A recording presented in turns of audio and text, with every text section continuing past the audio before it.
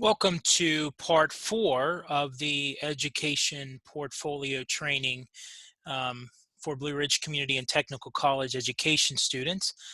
During this final portion, we will walk through how to share that portfolio, which is probably the most important piece in terms of getting through the Associate of Arts in Education at Blue Ridge Community and Technical College.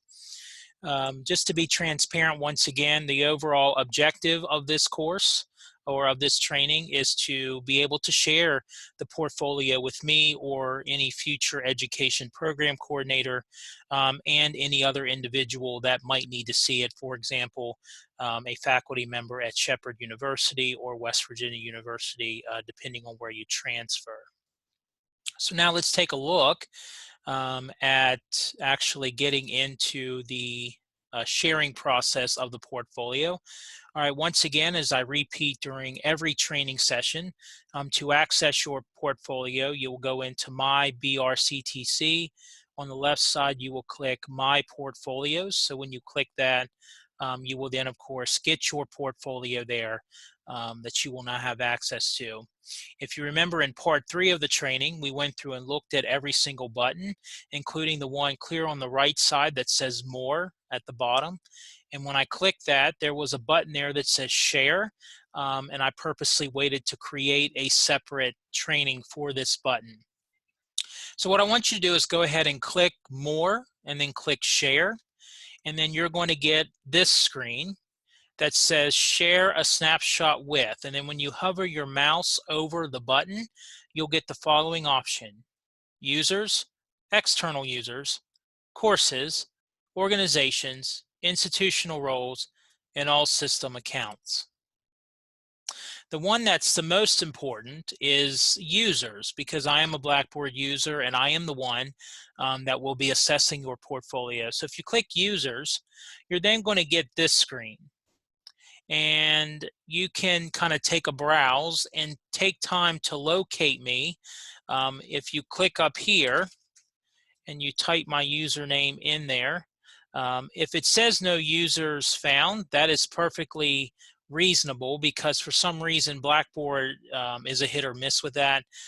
So what I would probably do is maybe search by last name and see if it will come up that way. If it still will not come up that way, you can always try bits and pieces of different options here. I know that this is a little frustrating. So when you do find, you can certainly click and then submit. Once you submit that, my name will appear here. And then moving forward, you want to make sure you click send email. When you send email, you can also carbon copy, and you can also send an email to yourself, and then you're going to click submit. Once you click submit, at that point, then I will get a chance to see that portfolio in action. Now, going back to this screen, obviously I didn't submit because I don't need to submit to myself. But if you go up to share a snapshot with, there's another option here called external users. What this is going to have you do is it's going to have you put in the email address of anyone for that matter, who you would like to view this portfolio. You could put mine in there, and I would still get it. That is completely acceptable. You certainly don't have to use the user option to do that. And the same idea, you could send a copy, all those things here. You don't want to need a password for that. That's not necessary, although you could put a password on it. You would just have to let the person know what the password is. You can also put an expiration date. You can put a lifetime pass on that. All of that I personally wouldn't touch, but you certainly can do that at any point in time.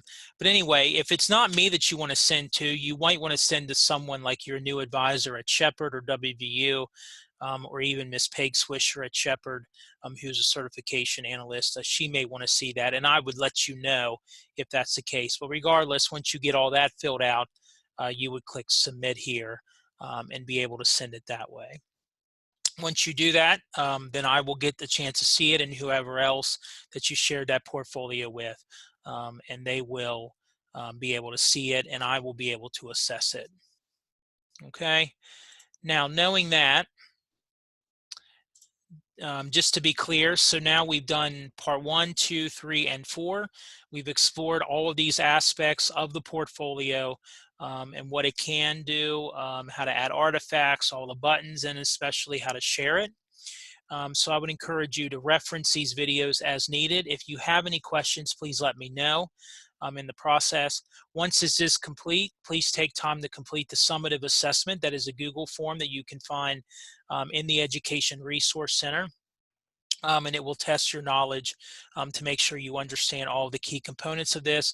There is also an end of professional development survey that I'm asking you to take in terms of your competency in using the new digital education portfolio. As always, I'm here to help. Jay Ryder at blueridgectc.edu.